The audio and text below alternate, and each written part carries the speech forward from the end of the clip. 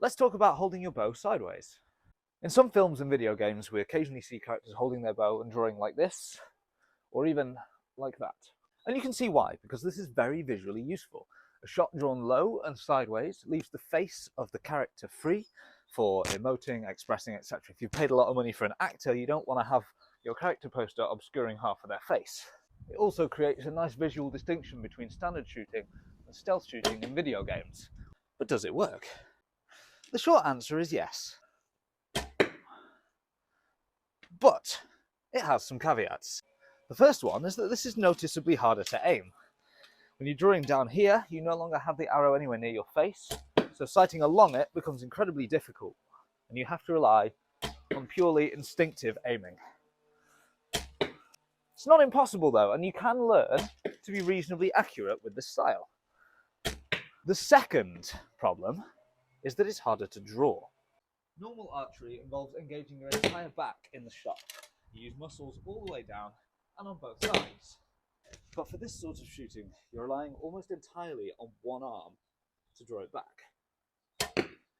This isn't too bad on a low weight bow, but when you take something with a bit more kick that normally takes a lot of strength to draw, it becomes very difficult indeed to draw it any kind of distance.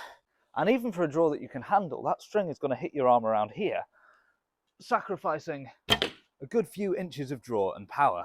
So visuals aside, does the sideways shot have any use? Surprisingly, the answer is yes. For a short bow like this, crouching down presents few problems.